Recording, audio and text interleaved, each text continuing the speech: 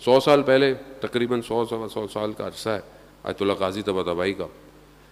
ان کے دور کے اندر ایک اس زمانے میں گزارے ہندوستان ہی ہوتا تھا. ایک طالب علم آیا نجف کے حوزے میں، کچھ عرصہ گزارا اس نے. اس زمانے کے جو سب سے بڑے مراجع تھے ان کا انتقال ہو گیا. اب اس نے کہا کہ میں کس کی تقلید کروں؟ تو اس نے کہا کہ مجھے خود امام زمانہ جب تک نہیں بتائیں گے میں تقلید نہیں کروں گا. اب ہمارے بھی کچھ لوگ ہوتے ہیں نا ایسے، ہم تو امام زمانہ کی تقلید کریں گے. تو یہ امام زمانہ ہی کر لیں آپ، مسئلہ نہیں ہے، لیکن تھوڑی سی تقلید مراجع کی بھی کر لیں. امام کی تو کرنی ہی کرنی ہے، ظاہر اصل تو امام ہی ہے ہمارا، لیکن تقلید مراجع کی کر لیں آپ. تو خیر اس نے بولا کہ میں کس مراجع کی تقلید کروں؟ میں امام سے خود چاہوں گا کہ میری مدد کریں. کیا کیا؟ 40 دن مسجد سہلا میں بیٹھ گیا. مسجد سہلا جو مسجد کوفہ کے تھوڑے سے فاصلے پر ہے، جو لوگ جا چکے انہیں پتہ ہے، جو لوگ نہیں گئے خدا ہم سب کو زیارت نصیب فرمائے. مسجد سہلا بہت قدیمی مسجد ہے، یعنی انبیاء کے مقامات ہیں، اور وہاں پر امام کا بھی مقام ہے، آخری امام کا مقام ہے وہاں پہ درمیان میں. تو یہ وہاں بیٹھ گیا اور 40 دن عبادت کرتا رہا. 40ویں دن اچانک سے دیوار سامنے جو تھی وہ ہٹ گئی. ہٹی تو اس نے دیکھا کہ ایک جگہ کھل گئی ہے. یہ گیا، اس نے دیکھا کہ ایک شخص بیٹھا ہوا ہے. شخص کون ہے؟ امام کے 4 نائب تھے غیبت صغریٰ میں، ان میں سے ایک نائب بیٹھا ہوا ہے. اس نے کہا کہ مجھے امام سے کام ہے.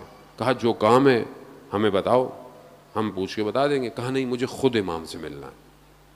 کہا اچھا اندر چلے جاؤ دروازے میں. اندر دروازہ کھولا، اندر گیا، دیکھا کہ ایک اور نائب بیٹھے ہوئے، ان سے بھی اس نے یہی کہا. انہوں نے کہا کہ میں کر دیتا ہوں. کہا نہیں، مجھے خود امام سے ملنا ہے. ان کا اندر چلے جاؤ. دروازہ کھولا، تیسرا نائب بیٹھا ہوا ہے. خلاصہ بہرحال یہ آخری دروازہ کھول کے جب گیا تو اس نے دیکھا کہ امام تشریف فرما ہے، امام بیٹھے ہوئے. اس نے امام کو سلام کیا، عرض ادب کیا. کہا مولا میں رہنمائی چاہتا ہوں کہ میں کس کی تقلید کروں. مراجع اور بھی ہیں بہرحال. امام نے اشارہ کیا اپنے قدموں کی طرف، تو ایک سید عالم دین بیٹھے ہوئے تھے. اشارہ کیا کہ ان کی تقلید کرو. جب اس نے غور سے دیکھا تو وہ کوئی اور نہیں، آیت اللہ قاضی طباطبائی تھے. اب اس نے دیکھا، اس نے شکریہ ادا کیا، باہر آ گیا. ایک دم وہ دیوار واپس آ گئی. اب بہت خوش کہ مجھے تو جواب مل گیا. مسجد سے نکلا، جانے لگا. ظاہر جنگل ہوتے تھے پہلے، راستے ایسے تھے ہی نہیں. جیسے ہی چلنے لگا تو ایک دم درمیان میں وسوسہ سا آیا کہ پتہ نہیں میں نے خواب دیکھا ہو سکتا ہے، پتہ نہیں صحیح ہے نہیں ہے، کیا کروں. پھر اندر مسجد کوفہ جاؤ اب، اور مسجد کوفہ میں بیٹھو، اور جب تک امام، اگر یہ بات صحیح ہے تو خود آیت اللہ قاضی کو میرے پاس بھیجیں گے.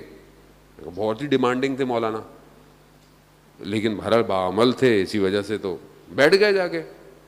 اب جیسے بہت سارے لوگ کہتے ہیں مولانا ہماری بات تو آپ نے سننی ہے، ہماری مجلس تو آپ نے پڑھنی ہے، ہمارے گھر تو آپ نے آنا ہی آنا ہے. وہی مولانا کہاں جائے، کلون بنا لو. میں نے بولا ایک کلوننگ کا ویسے بھی آنے والا ٹائم ایسا آ رہا ہے کہ انشاءاللہ ہم لوگ جو ہے وہ ہولوگرام بنائیں گے، ایک ہی ٹائم پہ کئی جگہ فزیکل مجلس پڑھیں گے انشاءاللہ، تاکہ جو ہے وہ لوگوں تک بھی ہم پہنچ جائیں اور گفتگو بھی پہنچ جائے.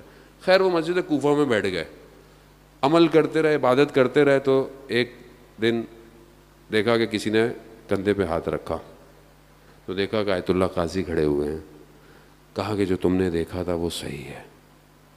یعنی ایک شخص اپنی زندگی میں اس مقام پہ پہنچ جاتا ہے کہ جب امام کا ظہور ہوگا انشاءاللہ. بہت آہستہ نکالا انشاءاللہ لگتا ہے. تو اللہم صلی علی محمد. امام کا ظہور ہوگا اور امام کے پاس ان کے اصحاب پہنچ جائیں گے. وہ روایت آپ نے سنی ہوئی ہے، چوتھے امام سے بھی ہے، 5ویں امام سے بھی ہے، کہ وہ ایک قدم بڑھائیں گے تو اگلا قدم امام کی خدمت میں پہنچ جائیں گے. پھر امام کچھ فرمائیں گے، کچھ کہیں گے، کچھ پڑھیں گے. پھر یہ دوبارہ دنیا میں ڈسٹریبیوٹ ہو جائیں گے. یہ جو امام کے صحابی ہوں گے، وہ جو امام الفاظ فرمائیں گے، ادا کریں گے، آیت اللہ قاضی فرماتے تھے کہ میں وہ الفاظ جانتا ہوں، میں وہ الفاظ جانتا ہوں۔ اس ایک مقام پہ اب آپ بولے کہ مولانا ہم کہاں، آیت اللہ قاضی کہاں؟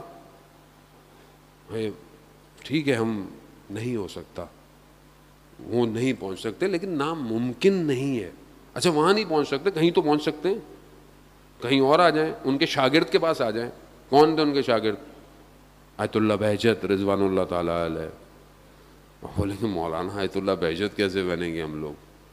اچھا تو پھر نیچے آ جائیں اور تھوڑا سا محسن حججی بن جائیں جو 28 سال کا شہید ہے۔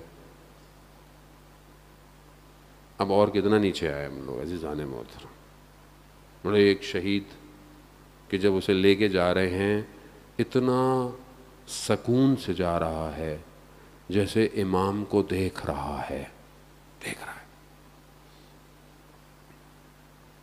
کیونکہ جب تک آپ کوشش نہیں کریں گے آپ نہیں بن سکتے، کچھ بھی نہیں بن سکتے۔